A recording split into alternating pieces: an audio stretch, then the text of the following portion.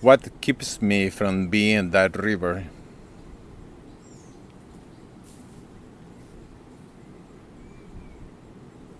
What keeps me from being this tree I am under?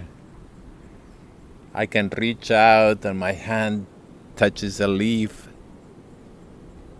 and I don't know where my hand ends and the leaf begins.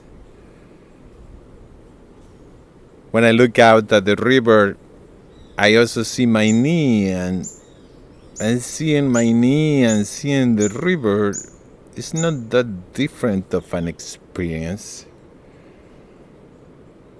I'm not that conscious of the knee. Am I feeling this knee? Am I feeling the river? And that's what we go to many times. The argument is, well, I don't feel the river. I don't think like the bird chirping now. But let's keep it to the body. Let's keep it to the water in my body and the water in the river. Some of the molecules in me may have been in the river. Most likely they were, because the faucet here has river water coming out of it. So there's river in me, and there's me in the river because I have pee a lot there, I can tell you. So bodies are not that sealed off from each other. As an exercise, let's imagine that bodies are a continuum. A line, a surface, even a volume, but let's keep it to one dimension to make it simpler. And let's imagine that bodies are a long line, and my body is connected to the river on this line, maybe next to each other, not one yet, but next to each other. Imagine this red line, make it the color blood to connect it to the body. So this basically infinite line contains all the bodies, the body of the river and this tree and the trillion trees in front of me and this vastness of trees that is the Amazonia.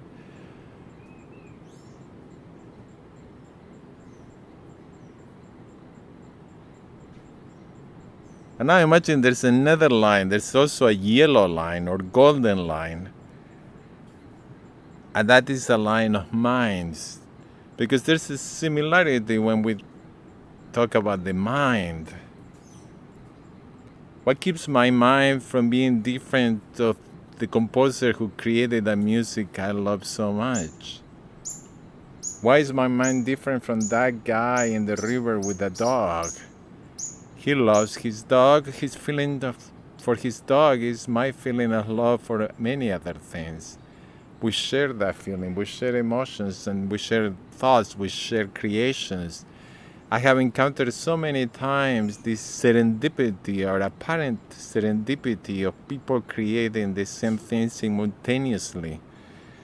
There have been an endless disputes, litigation on patents to determine who invented something first, because uncannily people come up with the same thing at about the same time.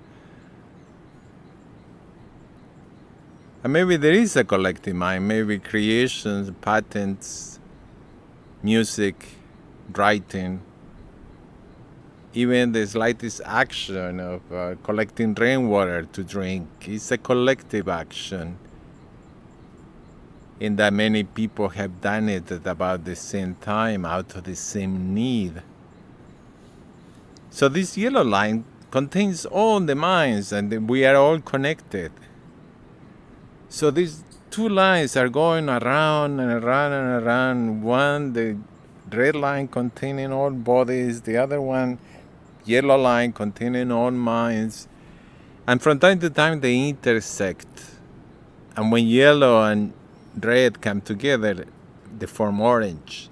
So there are these orange points at the intersection of the two lines. And as an exercise, let's think that those orange dots are consciousness. I am one of these orange dots where this infinite body line and this infinite yellow mind line are intersecting.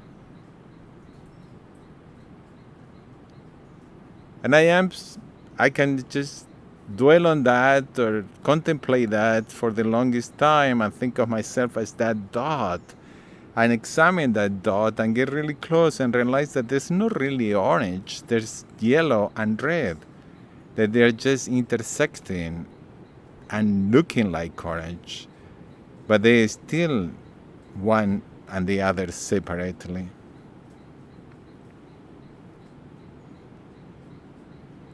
But this is not about feeling like, oh, I'm nothing, I'm just this little yellow orange dot in a vast universe. On the contrary, this is to realize that we are part of a continuum of bodies, a continuum of minds.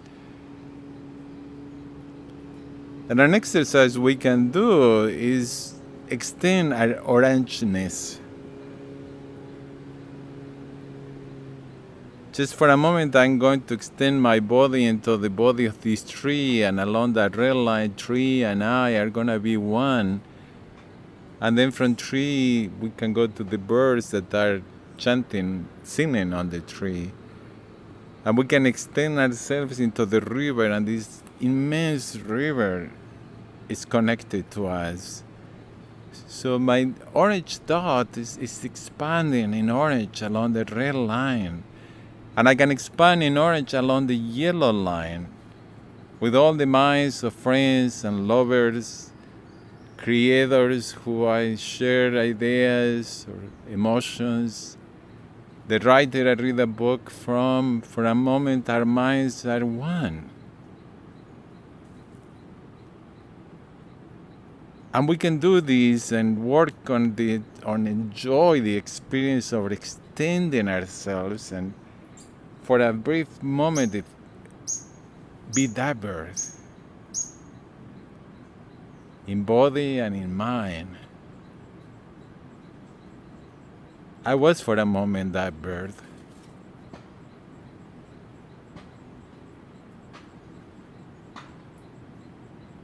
That sound is a woman downriver doing laundry. That's the way they smash the laundry against the rocks to get the water out.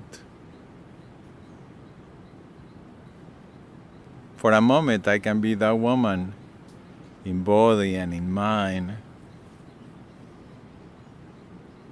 And if we continue to do this, we can extend ourselves, and this orange can extend and meet the orange of others, particularly those who are extending themselves.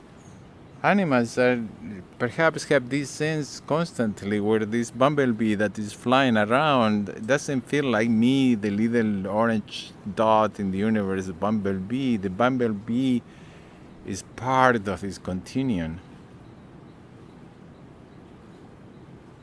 And this way we can extend ourselves until there's basically the orange, the red and yellow line have become one orange line, an infinite line. And we ourselves are infinite, perhaps just for an instant, but then for longer. We have become infinite.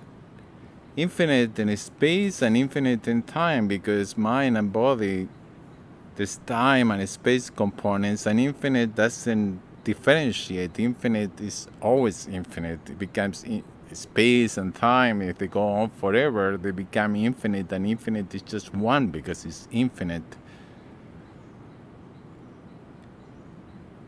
And being infinite in time is being eternal, that holy grail that so many have pursued of eternity. So much religious writing is about an eternity waiting for us. And it's so hard to conceive eternity, but if we have extended ourselves in these other dimensions, we are eternal too.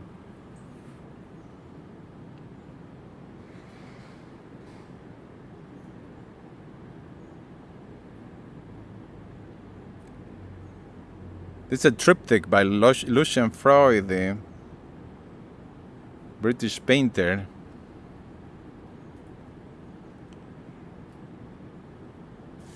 The painting has a man sitting on a chair in a room, and there's a door, a black door, if I remember correctly. And each panel in the triptych, the shows the man in slightly different ways. The same for the chair. Sometimes the chair has 3 legs.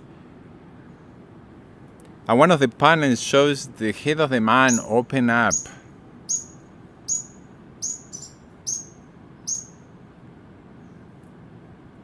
to that bird.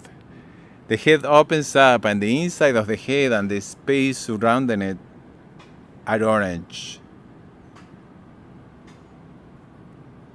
There's like a sort of infinite orange from inside this man's head into space, flowing in and out. And when I saw that painting, I thought, that's it. Yes, that's what I'm telling myself or feeling and finding during meditation. What was Lucien Freud thinking about? I don't know. I never found out, and maybe it doesn't matter because we may think we do something for a reason and maybe something is. But that painting to me represents what I'm talking about. And maybe Lucien Freud's mind and mine for a moment were one when we conceive of this, and he as a painter showed it that way, which is a rather succinct and amazing way to show what I'm saying.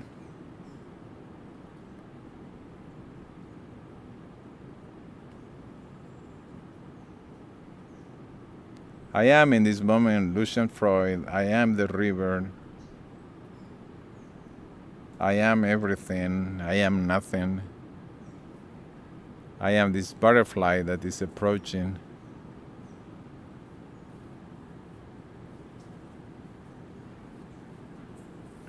Becoming infinite. Becoming infinite. Becoming infinite. Becoming infinite, becoming infinite, becoming infinite. Becoming infinite, becoming infinite, becoming infinite, becoming infinite, becoming infinite.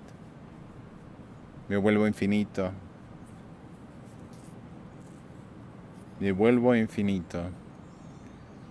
Me desenvuelvo en infinitud. Me desato en un infinito.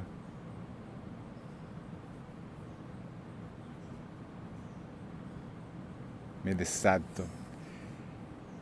I disentangle myself into an infinite.